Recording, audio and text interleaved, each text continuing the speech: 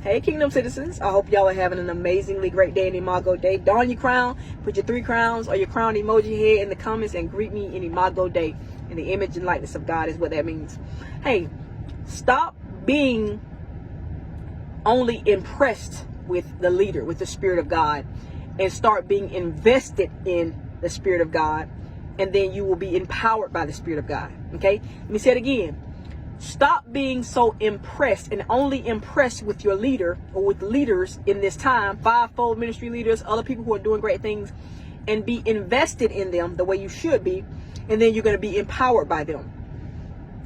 No, it's not sacrilegious or blasphemous to say that we have the same power as Jesus. We do. He gave it to us. We're supposed to do everything he did in the earth and more, even more, because it's more of us. We have his Spirit. He can only be in one place at one time, but we're all over the world by his Spirit. Okay. Many people were not able. Many people followed Jesus because they wanted to see him, see something powerful, right? But only the disciples, only 12 out of thousands of people wanted to be something powerful. Okay.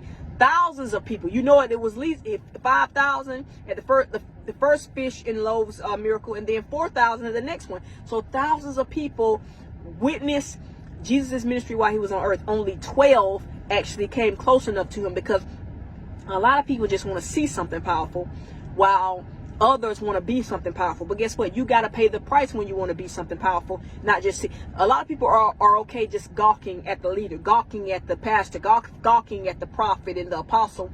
And oh my God, they're on fire. They're doing this. They lay hands on. When in reality, you're breaking them down. Some leaders let you do that, but you're not an asset to their ministry or the ministry of Christ on earth, because you're not empowered, because you're not invested. You're not doing what it takes. You're not putting in the time, energy, and money. Your time, energy, and money to have ears to hear. You have ears, but they're for listening, but they don't hear, or they're for holding up your earrings. I talked about this last night on an extended live. Go on my live last night and look at this. I didn't use this statement because I forgot, but God gave it to me while my pastor was teaching the class last night and said, add this to your live. Okay. Some people are impressed, but they're not invested. Okay. They were impressed with Jesus. They were following him all around, some for the miracles, because like, oh, I heard he did this, I want to see it. There's a lot of people like that now. A lot of people in the world, they're bandwagon hoppers. They just want to be a part of the next big move, whether it's Black Lives Matter or it's vegan or whatever it is.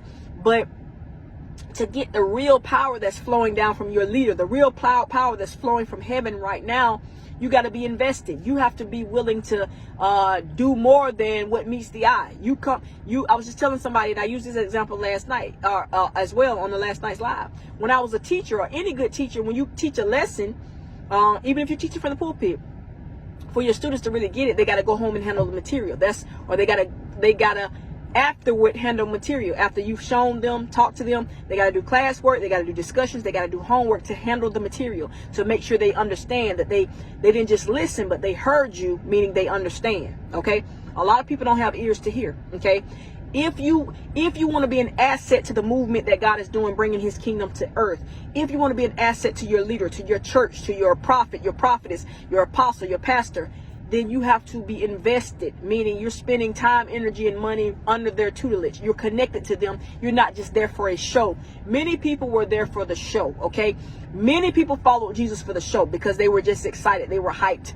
But only 12 laid down their life for him. Many people are in church on Sunday. Some make it on Wednesday, but they don't lay down their life. They don't pray and fast and consecrate themselves at home. They don't study at home. They don't read their Bible at home.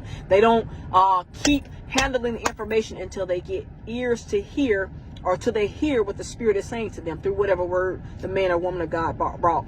Listen, it's time. If you want to be an asset, a lot of people are liabilities, not just in the house of God, but also in the world outside of the 4 walls. You're supposed to be bringing heaven to earth at your job, at your business, out at the grocery store, in the church. But a lot of people are not even doing it there. They're doing it at the church because it's a show, because it looks like they're doing something. In reality, they're hindering the flow of the Spirit. Many people hindering because they don't catch the spirit of the pastor, because they're just there for a show. They're impressed, but they're not invested, and therefore they're not empowered. I love y'all. I'm not going to stay on here too long. Go back and watch last night's live. I love y'all. I'll see you soon.